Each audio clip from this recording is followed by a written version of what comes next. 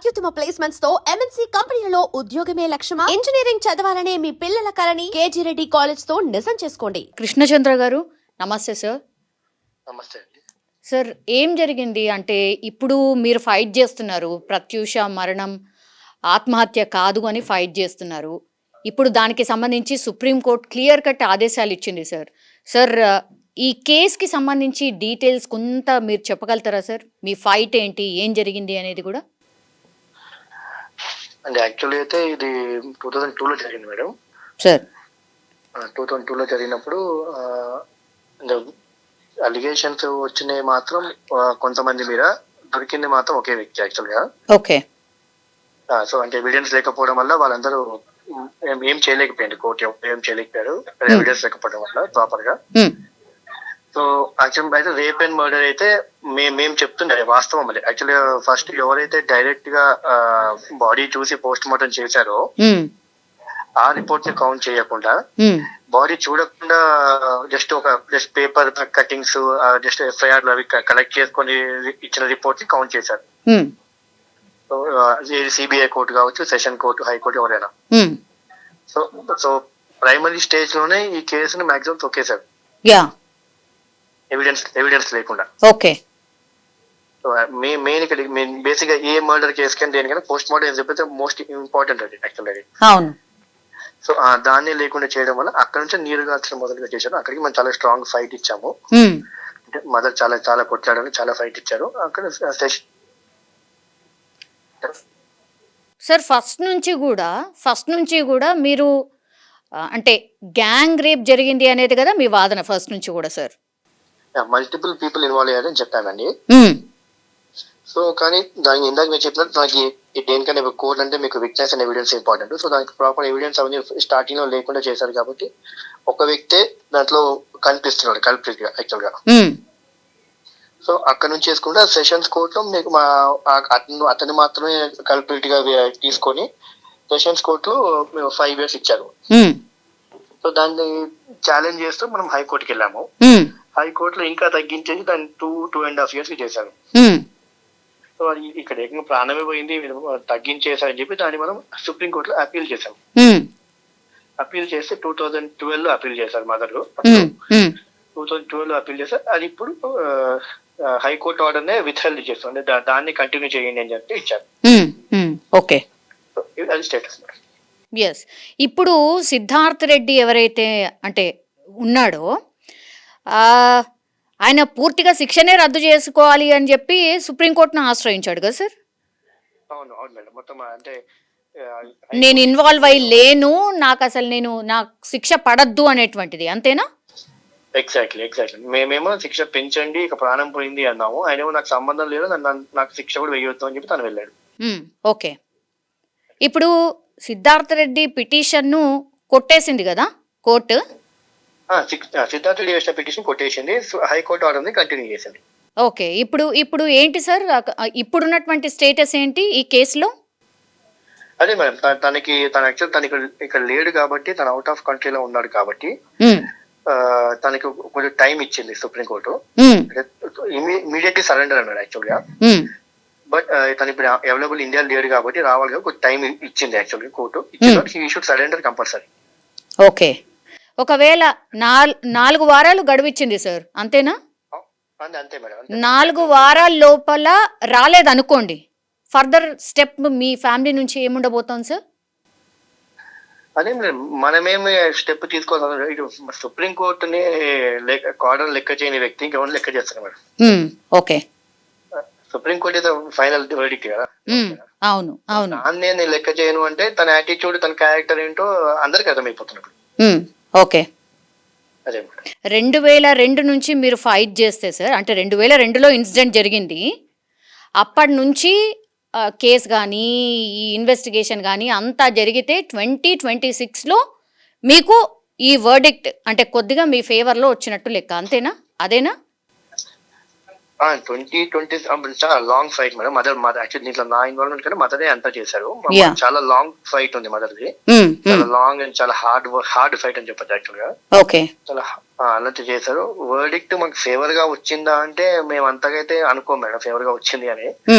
ఎందుకంటే ఇక్కడ ఒక వ్యక్తి లేరు, అక్కడ ఒక వ్యక్తి ఉన్నాడు. మాక్సిమం సరే సుప్రీంకోర్టు అనుకోండి 2 years అనుకోండి, 2 years అయితే ఇంత ఫ్రీ బోర్డు కదా. అవును. మరి మరి ఇక్కడ మేము మా సిస్టర్ లేరు కదా అసలు కంప్లీట్ గా. అవును. సో లేని వ్యక్తికి 2 years తప్పు చేసి ఓన్లీ 2 years శిక్ష అంటే అది మాకైతే ఒబే చేస్తాం. మేము సుప్రీంకోర్టు ద్వారా ఫైనల్ ఆర్డర్ ఎవరికైనా ఒబే చేస్తాం, but we are not satisfied actual. Okay, అసలైతే మీ ప్రకారం ఏం శిక్ష పడాలి సార్? యావజ్జీవ శిక్ష అడిగాను మేడం యాక్చువల్గా. ఓకే. లైఫ్ ఇంప్రిజన్మెంట్ అడిగాను. ఓకే. సో 4 వారాల తర్వాత ఇప్పుడు అతను వచ్చి మళ్ళా లొంగిపోతే గనక ఫర్దర్ గా మళ్ళీ ఇన్వెస్టిగేషన్ స్టార్ట్ అవుతుంది, అంతేనా సార్? ఇన్వెస్టిగేషన్ ఫర్దర్ తను జైలుకి వెళ్తాడు డైరెక్ట్ అంతే. దీనిపైన అప్పీల్ అంటూ పెద్దగా అంటే ఏం ఉండకపోవచ్చు. ఓకే. పైన ఓకే. ఫైనల్ ఇది ఫైనల్ అని అనుకోవచ్చు అంతే. ఓకే. సో 4 వారాల లోపల ఇప్పుడు సిద్ధార్థ్ రెడ్డి అనేటైనా వస్తాడని మీరు ఎక్స్పెక్ట్ చేస్తున్నారు, అంతేనా సార్? రావాలి మేడం, అంటే ఖచ్చితంగా సుప్రీంకోర్టు మీద తనకి ఏమాత్రం గౌరవం ఉన్నా వస్తాడు. లేకపోతే తన క్యారెక్టర్ తను ఎస్టాబ్లిష్ చేసుకుంటాడు పబ్లిక్ లో. మేము చెప్పింది నిజం అన్నట్టు అర్థమైపోతుంది. ఇప్పుడు సిద్ధార్థ్ రెడ్డి బ్యాక్గ్రౌండ్ ఏంటి సార్? వాళ్ళ మదర్ ఫాదర్? వాళ్ళ ఫాదర్ అయితే contractor madam, railway contractor, railway road contract something. Okay. ఇప్పుడు వాళ్ళ బేసిక్ గా అప్పటి నుంచి మాకు తెలియదు మేడం వాళ్ళది. ఓకే. బట్ వెల్ ఆఫ్, అంటే వాళ్ళకి మంచి హైలీ ఇన్ఫ్లుయెన్షియల్ ఫ్యామిలీ, మంచి రిచ్ ఫ్యామిలీ. ఓకే. సిద్ధార్థ్ రెడ్డిని అంటే ఫ్రెండ్ కాబట్టి, ప్రత్యూషకి ఫ్రెండ్ కాబట్టి కలిసారా సార్? మీరు ఎప్పుడైనా కలిసారా? లేదు మేడం, నేను ఎప్పుడు కలవలేదు. నేను చాలా టూ స్మాల్, అప్పుడు చాలా చిన్న పిల్లలు అప్పుడు. ఓకే. అక్క చనిపోయే టైం నేను చాలా చిన్న, నాకు తెలియదు మేడం. నేను డైరెక్ట్ చూసి కోర్టులో చూసాను. ఓకే. దీని గురించి మదర్ ఏం చెప్తున్నారండి? అంటే మదర్ వాదన ఏంటి? మదర్ అదే మేడం, సేమ్ వచ్చింది ఒబే చేయాలి ఎవరైనా order, but not satisfied. Okay.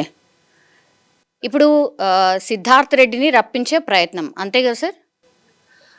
అంతే మేడం, తను అంటే రప్పించే సుప్రీంకోర్టు చెప్పింది కాబట్టి వస్తాడని అనుకుంటున్నాం మేము.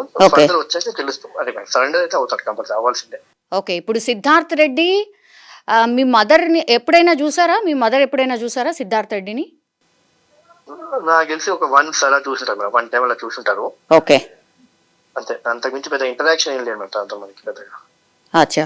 Okay sir. ఎగ్జాక్ట్లీ అంటే మీ హౌస్ లొకేషన్ ఎక్కడ సార్? మరి Manikonda madam. Manikonda. Sir can you please send the location please? Yeah sure send చేస్తాను. కానీ మీకు కొద్దిగా అంటే చాలా మంది ఉన్నారు, మీరు కొద్దిగా వెయిట్ చేయాల్సి వస్తుంది, లేట్గా వస్తే better. Yeah sure sir, thank you. Okay. Yeah. So ఇది సినీ నటి ప్రత్యూష ఎవరైతే ఉన్నారో 2002లో చనిపోయారు. తను 2002లో చనిపోయింది. ఫిబ్రవరి 23వ తారీఖున ప్రత్యూష చనిపోయారు. మనకు తెలుసు తను సినిమా యాక్ట్రెస్, కొన్ని సినిమాల్లో నటించింది, కొన్ని హిట్స్ కూడా కొట్టింది. అట్లాంటి టైంలోనే యాక్చువల్లీ సిద్ధార్థ్ రెడ్డి ఎవరైతే ఉన్నారో, సిద్ధార్థ్ రెడ్డి అండ్ ప్రత్యూష చాలా క్లోజ్ ఫ్రెండ్స్ అని ఒక రూమర్ ఉంది. లేదు వాళ్ళు త్వరలో పెళ్లి చేసుకోబోతున్నారు, వాళ్ళు లవర్స్ అని ఇంకో రూమర్ ఉంది. వాళ్ళిద్దరు కలిసి కూల్ డ్రింక్లో మత్తు మందు కలుపుకొని ఆత్మహత్య చేసుకునే ప్రయత్నం చేశారు. అందులో భాగంగానే ప్రత్యూష చనిపోయింది, సిద్ధార్థ్ రెడ్డి బయటపడ్డాడు అనేది ఇంకో వాదన ఉంది. కానీ ప్రత్యూష వాళ్ళ మదర్ వర్షన్ ఇంకోలా ఉంది. లేదు, నా బిడ్డ మీద గ్యాంగ్ రేప్ జరిగింది. సో పూర్తిగా ఈ కేసుని మిస్లీడ్ చేసే ప్రయత్నం చేశారు. ఎందుకంటే సిద్ధార్థ్ రెడ్డికి పూర్తిగా అంటే వాళ్ళు వెల్ సెటిల్డ్ అండ్ బాగా డబ్బులు ఉన్నటువంటి వ్యక్తులు కాబట్టి వాళ్ళు ఇన్ఫ్లుయెన్స్ చేయగలిగినరు. నా బిడ్డ మరణాన్ని ఆత్మహత్యగా చిత్రీకరించే ప్రయత్నం చేశారు అనేటువంటిది.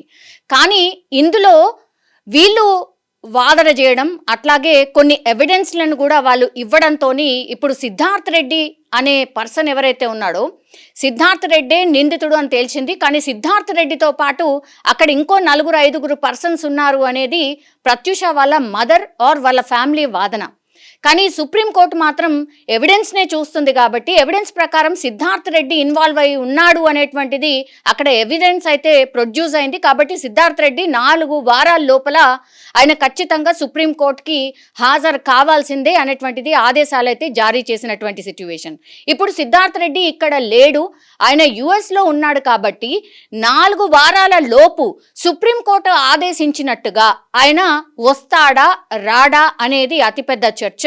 అండ్ ఇంకోటి ఏంటంటే ప్రత్యూష వాళ్ళ పేరెంట్స్ ఒకటే కోరుతున్నారు, అంటే ఫాదర్ లేడు, మదర్ ఒక్కతే, తను సరోజిని, ఆమె పేరు వచ్చేసి సరోజిని, ఆమె కోరుతుంది ఒక్కటే, యావజ్జీవ కారాగార శిక్ష వేయాల్సిందే, నా బిడ్డని అన్యాయంగా చంపేశారు, బ్రైట్ ఫ్యూచర్ ఉండే, ఆమె పెద్ద హీరోయిన్గా ఎదిగే అవకాశం ఉండే, అట్లాంటిది అడ్డాంతరంగా నమ్మించి మోసం చేసి ఆమెను ట్రాప్ చేసి గ్యాంగ్ రేప్ చేసి చంపారు అనేటువంటిది కోర్టులో మొదటి నుంచి ఆమె వాదన చేస్తున్నటువంటి పరిస్థితి. కానీ అక్కడ ఓన్లీ సిద్ధార్థ్ రెడ్డి మాత్రమే దొరికాడు, మిగతా అందరూ కూడా ఆల్మోస్ట్ తప్పించుకున్నటువంటి సిచ్యువేషన్ అయితే కనిపిస్తోంది. ఇప్పుడు సుప్రీంకోర్టు ఇచ్చినటువంటి ఆదేశాన్ని సిద్ధార్థ్ రెడ్డి నిజంగానే పాటించి రాబోతున్నాడా, ఇండియాకు వచ్చి సరెండర్ కాబోతున్నాడా అనేది అతిపెద్ద చర్చ. మరి చూడాలి. సుప్రీంకోర్టు ఆదేశాలు అయితే క్లియర్ కట్గా ఉన్నాయి. 4 వారాల్లోపు సిద్ధార్థ్ రెడ్డి అయితే హాజరు కావాల్సిందే. ప్రత్యూష కేసులో మాత్రం ఒక సెన్సేషన్ క్రియేట్ అయింది అని చెప్పొచ్చు.